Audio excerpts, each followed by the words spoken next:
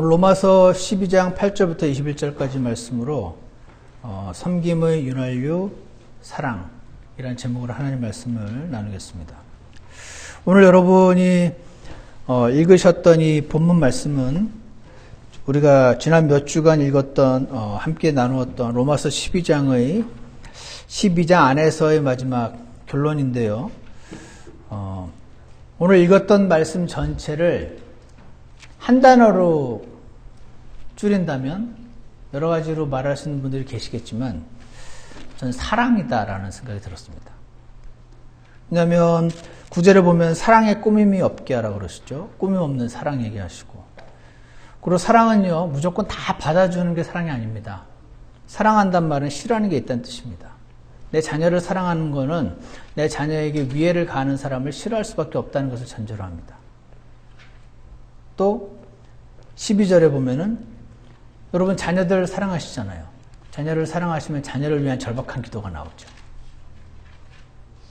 13절에 보면 성도들의 필요에 따라 나누어주며도 사랑해야 필요가 보이죠. 사랑하지 않으면 관심이 없습니다. 14절 핍박하는 자들을 축복하는 것도 이것도 사랑합니다. 이것 사랑인데 우리의 성정으로 불가능한 사랑. 그래서 이 9절부터 21절까지 전체 말씀은 사랑이구나라는 생각을 주님이 제게 주시면서 1절부터 8절까지 우리가 우리 손과 발과 귀와 마음을 드리는 것에 관해서 그럴 때 합당한 섬김이 이루어지는데 섬김은 교회 안에서 이루어지는 것이다 라는 것을 보고 나서 왜 갑자기 9절부터 11절까지 사랑 이야기를 하시는가? 섬김을 얘기하시다가 왜 사랑을 얘기하시는가? 사랑이라는 윤활유가 없으면 교회 안에서의 제대로 섬김이 불가능하기 때문이구나. 이 사도 바울은 굉장히 컨시스턴트하고 일관적이에요. 왜냐하면 여러분 사랑에 관해서 가장 많이 나와 있는 성경 말씀이 고린도전서 13장을 그래서 흔히들 사랑장이라고 부르거든요. 근데 거기도 고린도 12장, 13장, 14장이 지역 교회 안에서 은사를 받아서 섬기는 것을 얘기를 합니다. 근데 고린도 교회도 로마 교회와 마찬가지로 지식이 많고 똑똑하고 옳고 그름을 잘 분별하는 사람들이었는데 사랑이 없었기 때문에 이 섬김의 한계가 있었기 때문에 12장과 14장을 말하는 그 중간에 사랑을 얘기하셨던 것을 보면 우리는 한 가지 알 수 있는 것이 있습니다. 그것은요, 여러분이 지역교회에 속하셔서 몸에 속해서 하나님을 섬기다 보면 미운 사람을 만나게 된다는 것입니다. 사랑하기 어려운 사람을 만나게 된다는 것이죠. 그때 그 사람도 사랑하기를 결심하시기 원합니다. 왜죠? 미운데 왜 사랑해야 되죠? 지체니까. 네, 지체니까. 지체인데 흉한 지체. 꼴 보기 싫은 지체. 지체는 지친 거죠. 지체를 공격하면 배체트병인 겁니다. 성경은 참 일관적인 것 같습니다. 고린도 12장에서도 섬김에 관해서 말씀하신 다음에 사랑을 얘기하시고 고린도전서 12장, 13장, 14장에서도 섬김에 관련된 거 얘기하시면서 사랑을 얘기하시는 거 보니까 지역교회 안에서의 섬김은 열심으로 하는 게 아니고 사랑으로 하는 것이구나 라는 것을 말씀하시는 것입니다. 오늘 본문을 제가 고린도전서 12장으로 해야 될지 고린도전서 13장으로 해야 될지 로마서 12장으로 해야 될지 고민을 하다가 실제 내용 우리 고린도전서 13장을 한번 와보시면은요 사랑에 대해서 좀 더 구체적으로 나와 있어서 13장을 좀 살펴보려고 합니다. 여러분 오늘 기억하셔야 될 첫 번째가 지역교회에서恰당한 섬김을 하려다 보면은 미운 사람을 만나기 때문에 사랑이 필요하다는 것이 첫 번째요. 두 번째는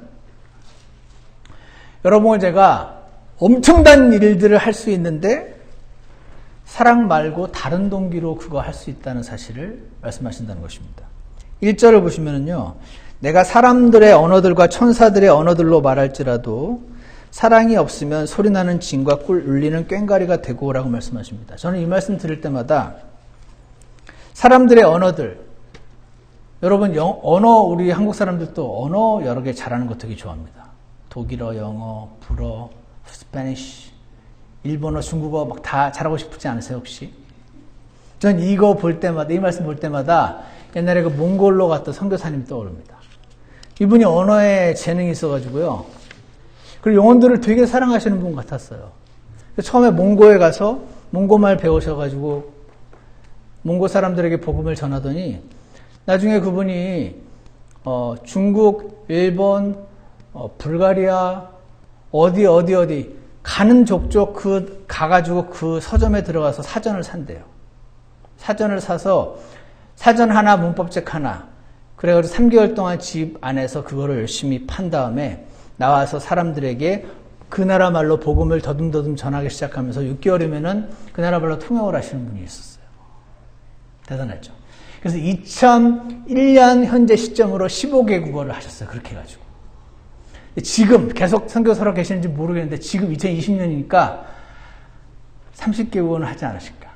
사람들의 언어들로. 근데요, 많은 사람들의 언어들을, 얼마나 영혼들을 사랑하면 그렇게 할까? 라고 우리는 생각할 수 있는데, 그럴 수도 있고 아닐 수도 있다는 겁니다. 사랑 없이도 할 수 있다는 겁니다. 저는 그래서 그분이 저 사람이 저렇게 많은 사람들의 언어들로, 천사들의 언어들로 저렇게 많은 걸 할지라도 사랑이 이시한 걸까, 없이 한 걸까 판단할 필요는 없습니다. 그 판단은 주님이 하십니다. 근데 우리는 그것만 알면 됩니다. 아, 저렇게 많은 나라 말을 배우고 복음을 전하고 하는 것도 사랑 없이도 가능하다. 근데 그렇게 많은 나라 말을 해도 사랑 없이 한 건 아무 소용없다. 야, 이건 되게 무서운 말씀인데? 나를 주의하면 됩니다. 나는 그러면 뭔가 어떤 일을 하고 주님을 섬길 때 나도 당연히 사랑해서 이렇게 열심히 하는 거지라고 생각하면 속는 거고, 나를 주위해서 나는 어떻게 하고 있는 것인가 생각할 필요가 있다는 것이죠. 13장, 고린도전서 13장 4절을 보시면 사랑은 오래 참고 친절하며, 사랑은 시기하지 아니하며, 사랑은 자기를 자랑하지 아니하며, 우쭐대지 아니하며 라는 말씀이 있는데요. 여기서 우리가 한 가지 배울 수 있는 것은 사랑은 오래 참고 라고 되어 있잖아요. 오래 참는 거. 그래서 우리가 교회에서 몸에 속하여 섬김을 갖다 보면 어떤 사람을 향해서 참아야 되는 상황이 생깁니다. 근데 그 참는 걸 오래 참아야 한다는 겁니다. 오래. suffer it long 이라고 되어 있는데, 이 오래 참고는 주로 사람을 향해 쓰이는 단어라고 합니다. 그래서 slow to become resentful. resentful이 아주 분개하고 그런 거니까 이렇게 분개하고 분노하게 되는 데 있어서 천천히 가는 거를 가리켜서 오래 참고라고 한다는 것이죠. 교회 생활을 하다 보면 어떤 사람이 잘못 행하는 걸 보게 됩니다. 그분이 나한테 잘못할 수도 있고 다른 이에게 잘못할 수도 있습니다. 그러면요, 보통의 사람은 그를 향해 자연스럽게 분노하게 됩니다. 성질이 확 날 수도 있습니다. 그런데 불같이 확 분개하고 확 꺼버리는 것이 아니고 오래 참는 거. 사랑은 오래 참는 거라고 말씀하시고 있습니다. 부모가 자식을 향해서 오래오래 참아주잖아요. 끝까지. 저거 언젠가 사람 되겠지. 오래 참아주는 부모님의 사랑이, 하나님의 사랑을 그나마 제일 많이 닮은 게 부모님의 사랑인데, 오늘 하나님께서는 오래 참아주라고 말씀하십니다. 예전에 어떤 목사님이 나는 그리스도인의 가능성을 믿는다 이렇게 표현하신 적이 있어요. 그리스도인의 가능성. 그건 뭡니까? 저것도 언젠간 변화되겠지. 저것도 언젠간 저 사람도 언젠간 변화되겠지. 그 안에 성령님이 계시니까. 그리스도인의 가능성. 이것을 믿는 것이 오래 참는 것입니다. 그래서요, 우리는 그에게 기회를 줘야 됩니다. 기회를 줘야 되고요.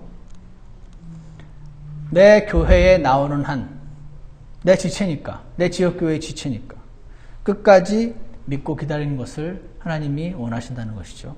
왜 그렇습니까? 주님은 그 사람을 변화시킬 수 있기 때문에. 근데 여러분과 저는 너무 똑똑하고 판단이 빠르잖아요. 쟤는 안 돼. 그러기 쉽습니다. 그를 포기하지 않고. 그래서 교회 생활은요, 똑똑하고 좋은 머리로 하는 게 아닌 것 같습니다. 저는 이런 말 많이 들었습니다. 딱 보면 몰라? 딱딱 통박이 딱 돌아가잖아. 그런 말 많이 들어보지 않으셨습니까? 통박을 돌리지 마십시오. 그리스도인에겐 가능성이 있습니다. 성령님께서 안에 계시기 때문에 그렇습니다. 딱 보니 각이 나오네 라고 교회 생활을 하지 마시고, 그를 사랑하는 것은 그를 향해 오래 끝까지 주님이 포기하실 때까지 참아주며 기도하며 기다려주는 것이다. 오늘 기억하시기 원합니다. 그 다음으로요, 사랑은 시기하지 아니하며 라고 나와 있습니다. Charity envieth not 이라고 되어 있습니다.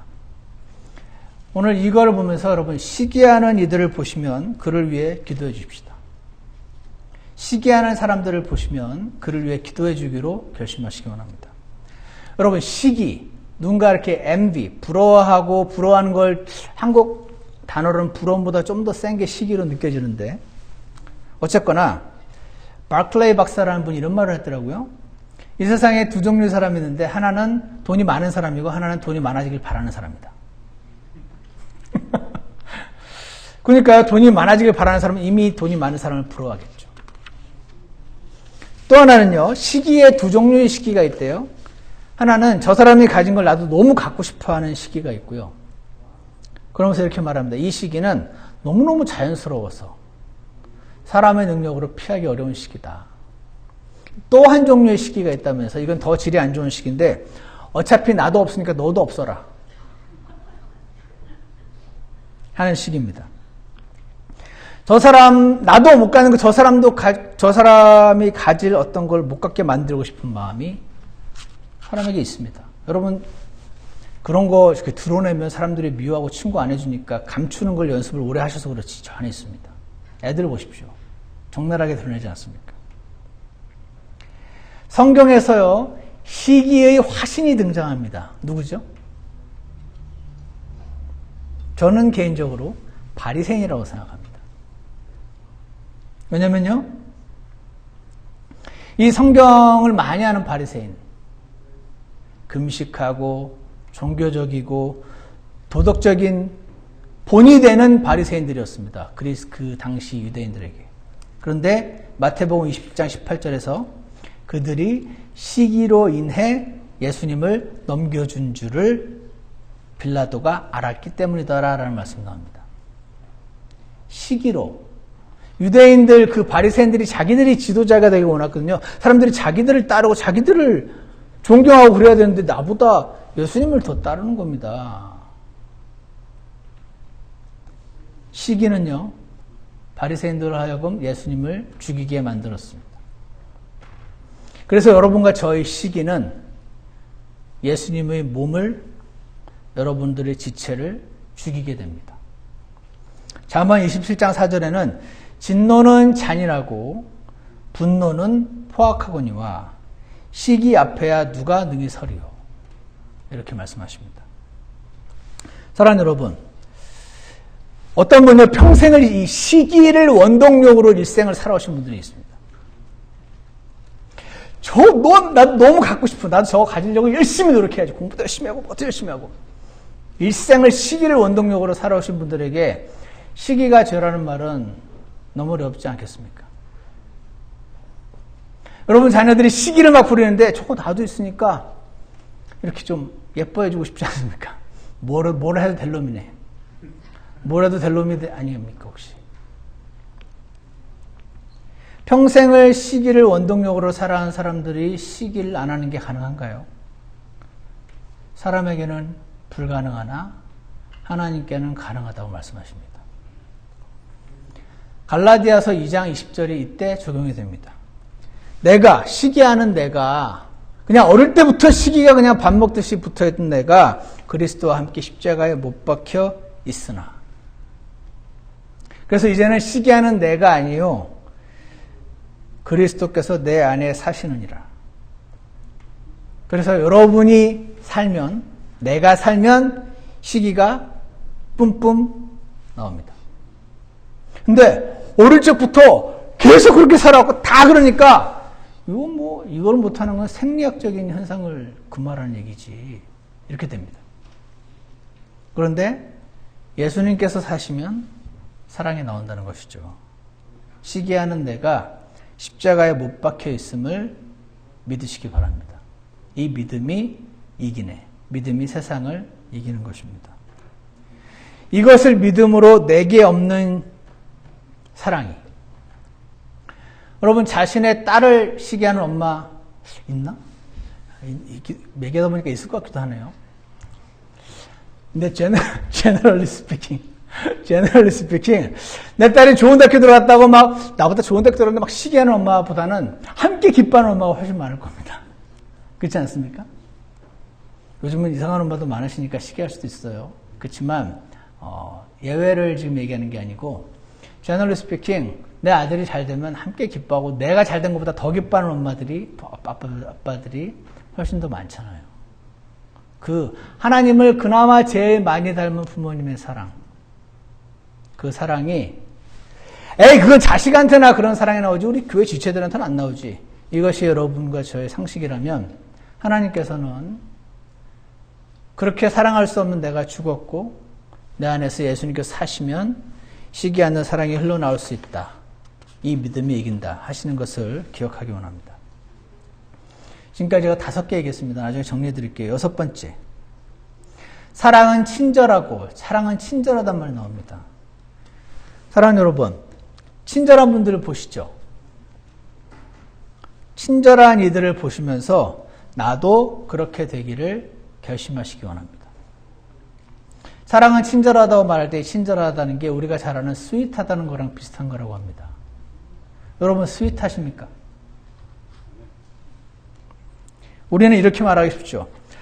나는 사랑은 있어요. 그들을 향해 참아줄 수 있는데 그들에게 친절하게 대하기는 어렵습니다.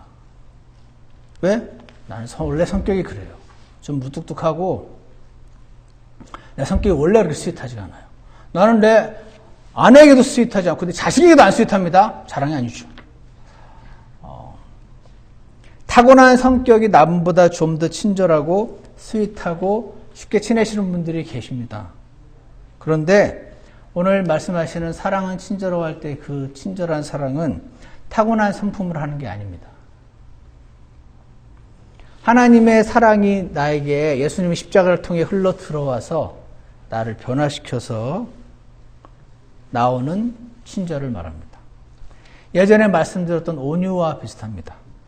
타고나기를 그 사람 난 온유해. 화를 났네. 그런 분들 계시잖아요. 온유하란 말씀은 그 타고난 온유를 말하는 게 아니라고 말씀드린 적이 있는데 기억하실지 모르겠습니다.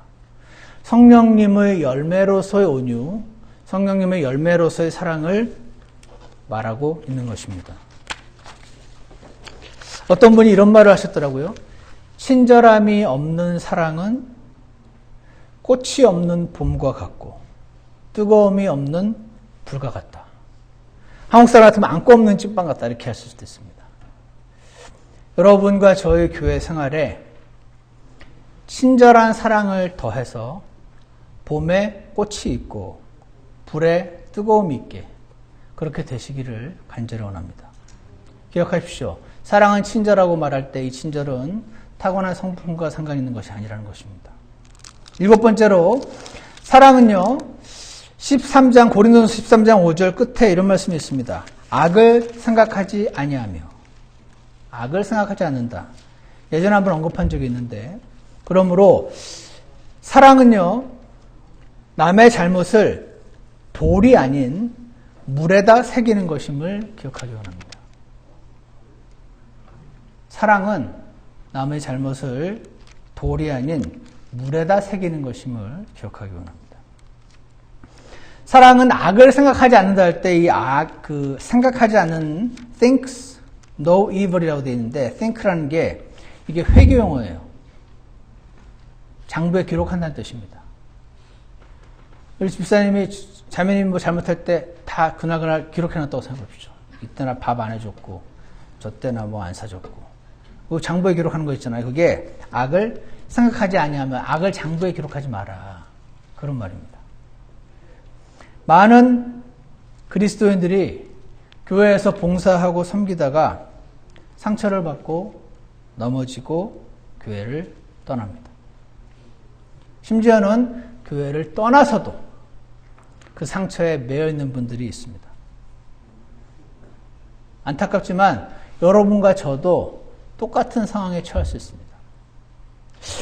사람이 시간이 오래 지나면 용서할 것 같은데 시간이 오래 지나도 용서 못하는 분들도 많이 있습니다.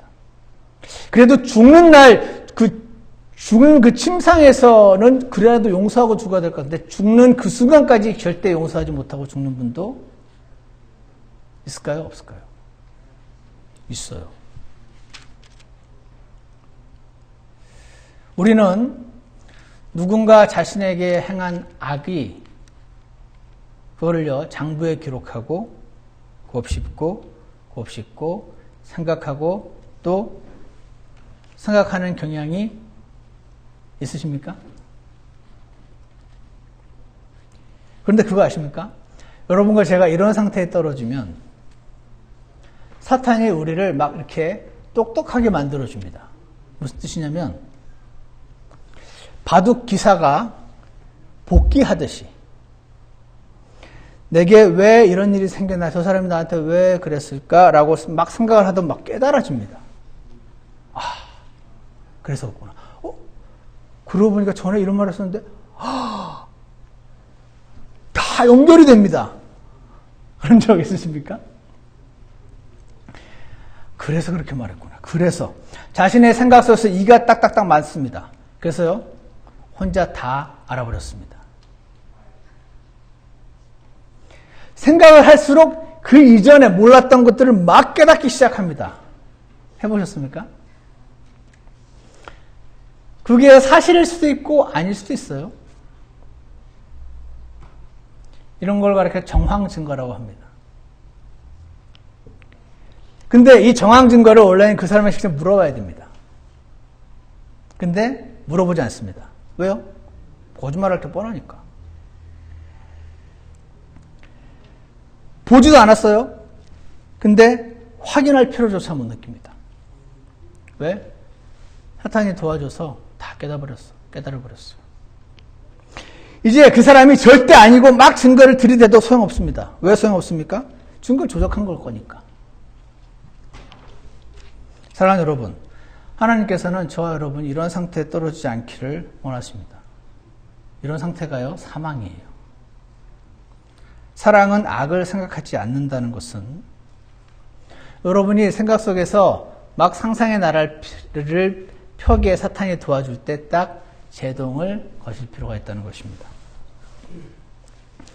어느 나라 법이든 사법 시스템에 이런 원칙이 있습니다. Innocent until proven guilty. 모든 증거들을 다 조합하여 맨 마지막에 guilty, 유죄의 판정을 받기 전까지는 모든 사람은 innocent한 걸로 여기고 접근해야 한다는 것이죠. 근데 우리의 육신은 반대로 할 때가 많습니다. guilty until proven innocent. 이렇게 되면 당신의 빠른 판단에 사랑이 빠진 것이 되기가 쉽습니다. 그래서 8번째로 제대로 된 섬김, 교회 생활을 하려면 열심히 해야 되는 것보다 더 중요한 것이 있는데 자아가 죽어야 합니다. 자아가 죽는다. 많이 들어보셨습니까 혹시? 지난주 제가 설교 말씀에서 언급했던 그 50대 권사님과 30대 전도사님 이야기 기억나시나요? 그때 이 50대 그 경험 많은 권사님이 열심으로 접근하고 옳고 그름으로 접근했다면 이 50대 권사님이 사역을 그만두든지 교회를 그만두든지 아니면 그 30대 전도사를 쫓아내든지 셋 중에 하나가 될 겁니다. 근데 이분이 어떻게 했죠? 기도했잖아요. 그리고 그렇게 참을 수 없어 하는 자신이 십자가에 못 박혀 있음을 믿고 권열의 순종을 배웠었습니다. 그러기 쉽지 않은데. 제대로 된 섬김, 교회 생활이란 오늘 사도 바울이 12장 끝에 몸을 드리고 세상에 동화되지 않고 변화를 받아서 합당한 섬김을 가져야 되는데, 하나님을 섬겨야 되는데, 그 섬김이란 교회 생활, 여전히 타락한 몸을 입고 여전히 죄성을 가지고 살아가는 사람들이 모여서 사는 그 교회 생활 가운데 열심과 옳고 그름으로 접근을 하면 절대로 이룰 수 없는 사랑을, 그래서 오늘 12장 끝에서 말씀하시고 계시고, 고린도전서 12장, 13장, 14장이 가장 중요한 것은 사랑이라고 말씀하시면서 말씀하시고 있는 겁니다. 자아가 죽으면요, 내게 없는 사랑이 나옵니다. 그 믿음이 이기네는 아까 그 찬송이 너무 맞습니다. 어떤 걸 믿습니까? 내가 죽은 걸 믿는 것입니다. 그러면요, 내게 없는 그 사랑이 나옵니다. 그게 윤활유입니다. 이 자아가 뭐냐면, 사랑하기 어려운 사람을 절대로 사랑하고 싶어 하지 않는 나가 자아입니다.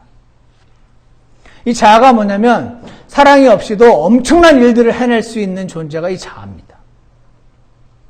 이 자아가 하나님만 주실 수 있는 그 사랑을 자꾸 흉내내려고 하면서 남을 속이고 나도 속이는 존재가 이 자아입니다. 이 자아가 누군가를 오래 참아주지 못합니다. 왜? 참아주기가 싫습니다. 이 자아가 남을 시기합니다. 이 자아가 친절하지가 못합니다. 아주 흉합니다. 이 자아는 하나님 말씀이 적나라하게 이렇게 드러내지 않으면 별로 안 보고 싶어하는 나의 어두운 측면일 것입니다. 이 자아가 바로 남이 내게 한 잘못을 돌에다가 이렇게 새깁니다. 이런 자아가 죽었습니다. 그것을 고백하는 것이 신약 그리스도인의 삶인 것입니다. 그것이 사도 바울이 로마서 12장에서 너희 몸을 산 제물로 드리라고 말씀하시는 겁니다. 제물은 죽은 존재잖아요. 이것이 매일 나를 산 제물로 드리는 것을 가능케 하며 합당한 섬김을 가능케 하는 것입니다. 자아가 죽어야 사랑의 윤활유가 나오기 때문에 그렇습니다. 가정 안에서도 마찬가지입니다. 제가 아는 많은 분들이 갈라디아서 2장 20절을 라이프 버스로 삼고 계시는 분들이 많이 계십니다. 갈라디아서 2장 20절을 진짜로 믿으면 아내가 내게 준 큰 상처를, 남편이 내게 준 큰 상처를 치유받게 됩니다. 왜냐하면 그 상처로 인해 힘들어하고 절대 용서할 수 없는 내가 죽었음을 믿었기 때문에. 죽으면 끝나거든요.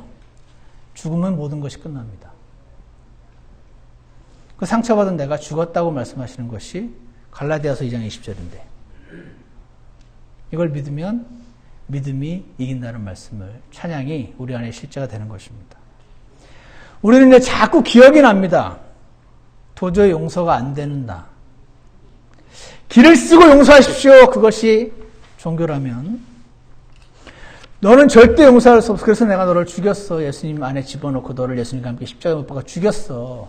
넌 할 수 없어. 너를 고쳐서 할 수 있을 거라고 생각했으면 안 죽였어. 완전히 더 이상 그 회생 불가능하다고 여길 때 우리가 폐기하듯이 하나님께서 우리를 그렇게 하시는 겁니다. 그런 너를 내가 죽였다. 이제 내가 사는 삶은, 이제부터 내가 사는 삶은 내가 아니요 그리스도께서 사시는 것이라. 이렇게 말씀하시는 것입니다. 오늘 본문 전체가 한 단어, 사랑을 말씀하고 있는데, 첫 번째로 교회에서 하나님을 섬기다 보면 사랑하기 어려운 사람들을 만나게 되기 때문에 그렇습니다. 근데 교회에서 만난 게 아니면, 내 지체가 아니면 잘라내면 되잖아요. 회사에서 그렇게 하잖아요. 회사에 도움을 주지 않는 존재, 레이오프 하지 않습니까? 내 마음에 드는 존재들을 뽑고 자르고, 그렇게 하면서 가장 효율적으로 회사가 돌아가게 하는 것이 회사라면, 여러분과 저는 그렇게 할 수가 없어요. 왜냐하면 아무리 불편해도 지체를 잘라내고 가는 존재는 없지 않습니까? 하나님께서 그러므로 그들이 지체라는 이유로 사랑하기를 결심하기 원하십니다. 두 번째로 고린도전서 12장과 14장 사이에 13장이 있음을 기억하시기 바랍니다. 세 번째로 엄청난 일들을 하는데 우리는 사랑 말고 다른 동기로 할 수 있음을 기억하시기 바랍니다. 심지어는 모든 재산을 내주고 가난한 사람들에게 다 주고 내 몸을 불사르게 내어준다 할지라도 사랑이 없으면 아무것도 아니요 라는 말씀은 그 모든 대단한 일을 사랑이 없이 하는 사람도 가능하다는 말씀인 것입니다. 네 번째로 어떤 사람을 향하여 오래 참으라고 말씀하십니다. 기도하며 기다려주시기를 원합니다. 다섯 번째로 우리의 내추럴한 본성인 시기하는 이들을 보면서 그를 위해 기도해 주시기 원합니다. 여섯 번째, 친절한 이들을 보시면서 나도 타고난 성품과 상관없이 하나님의 사랑으로 친절하게 되시기를 주님 앞에 몸을 들이시기 원합니다. 일곱 번째로 사랑은 남의 잘못을 돌이 아닌 물에다 기록하는 것입니다. 왜죠? 아까 빠뜨렸지만 제가 한 번만 더 말씀드릴게요. 왜냐하면 하나님이 알아서 하실 거거든요. 하나님이 알아서 하실 거라는 믿음이 없으면 내가 해야 되죠, 그 복수를. 여덟 번째로 제대로 된 섬김, 교회 생활을 하려면 열심이 아니라 죽은 자아로 내 안에서 그리스도께서 사시는 삶으로 해야 가능하다는 것이죠. 그러므로 참된 교회 생활, 합당한 교회 생활, 섬김, 몸을 드림, 그러므로 하나님께서 나를 구원하시고 성령님을 주시고 자아를 죽이시고 이 모든 것의 결론으로서 하나님께서 우리에게 주시는 너의 몸을 드리라는 것의 결론은 섬김이요. 그 섬김은 사랑으로만 가능한 것임을 우리에게 말씀하심을 기억하시고 그 사랑, 내게 없는 그 사랑으로 하나님께서 나에게 주신 지체들을 사랑하고 내 가족들을 사랑하고 오래 참으며 악을 생각하지 않으며 그렇게 삶으로써 하나님께서 구약의 율법보다 더 높은 수준의 하나님의 원래 뜻을 계시해 주신 이 하나님 말씀 가운데 거하시는 저와 여러분이 되시기를 간절히 원합니다. 기도하겠습니다. 사랑과 은혜가 풍성하신 하나님 아버지, 오늘 사도 바울의 모든 그 교리의 결론이 나의 생각과 나의 성과 발을 드리는 것이었으며 그렇게 해서 합당한 섬김을 하는 것인데 그것도 교회 안에서 하는 것인데 불완전한 자들이 모여서 하는 교회 생활이 사랑이 없이는 불가능한 것임을 말씀하시고 그 사랑은 인본주의적인 사랑이 아니라 내가 아니라 오직 하나님께서만 하실 수 있는 그 사랑임을 이 시간에 보았습니다. 하나님 아버지, 믿음이 이긴다는 찬송이 우리 삶의 실제가 되게 하셔서 나는 죽었고 내 안에서 예수님께서 대신 사시는 이 삶을 우리가 믿음으로 살아내는 자들 되도록 축복하여 주시옵소서. 악을 생각하지 않고 사람의 능력으로 할 수 없는 이 사랑의 참된 합당한 섬김의 삶이 오직 주님 한 분만으로 인하여 온전히 이루어지는 그러한 삶을 살 수 있도록 인도해 주시기를 간절히 원합니다. 예수 그리스도 이름으로 기도드렸습니다. 아멘. 우리 다 같이 일어나셔서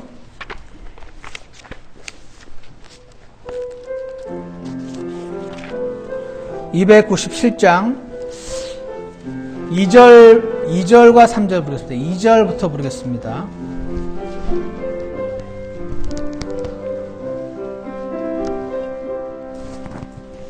내가 너희 사랑한 것 같이 너희도 서로 사랑해. 이를 통해 사람들은 너희가 내 친구 제자라 알게 되리라. 사랑으로 허다한 죄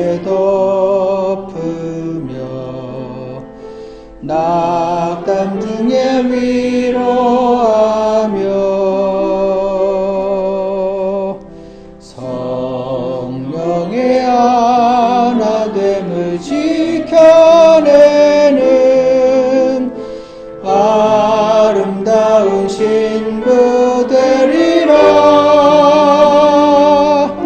아픔과 오해와 모든 시련 속에 함께 주님을 소망하며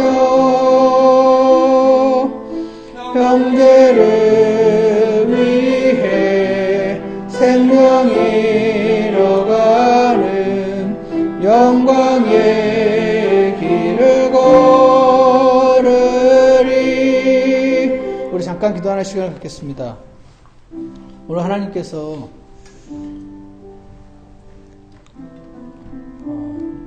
로마서 4, 5장에 머물지 않고 6, 7, 8장으로 넘어온 자들이 12장에서 몸 안에서 섬김을 갖다 보면 사랑하기 어려운 사람들을 만나게 되는데, 그를 향하신 하나님의 뜻이 사랑이라는 사실을 기억하게 하시고, 우리에게는 없는 사랑, 예수님이 대신 사셔야만 나오는 사랑을 주님 앞에 소망하는 기도를 드리기 원합니다. 내가 할 수 없는 삶을 주님이 대신 사시는 것을 경험하는 자들 되도록, 모든 영광을 주님께 돌리는 자들 되도록 그렇게 잠시 기도하는 시간을 갖기 원합니다.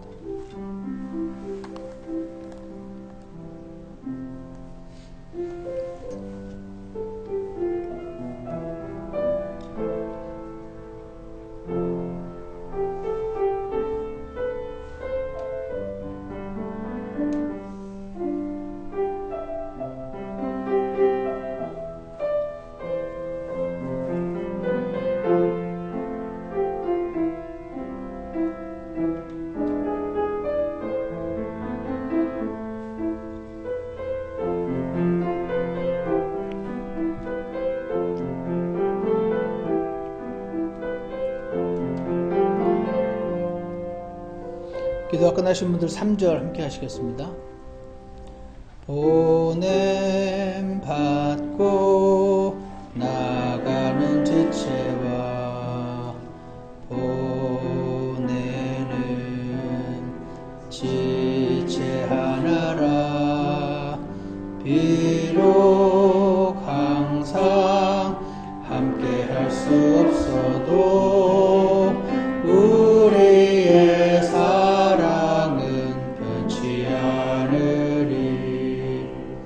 주 예수님 하늘 문을 여시고 영광 중에 오실 때 한 부르심 안에서 주 섬기는 우리 그의 품에 안으라. 복음의 씨를 뿌리며 땀 흘리며 함께라면 어디든 가리. 긍휼과 사랑과 크신 은혜로서 끝까지 주를 따르리. 하나님 아버지, 오늘 저희에게 로마서를 12장을 마무리하는 가운데 합당한 섬김과 교회 생활이 바로 주님으로부터 주시는, 주님이 흘려 보내주시는 그 사랑이 없이는 우리는 다른 지체들을 미워하고 공격하고 용서할 수 없는 자들임을 주님 앞에 고백합니다. 하나님 아버지, 저희를 긍휼히 여기시고 주님께서 이 땅에 나타나게 원하시는 아름다운 교회 모습이 저희 안에서 조금씩 더 발견될 수 있도록 저희를 선하게 인도하여 주시옵소서.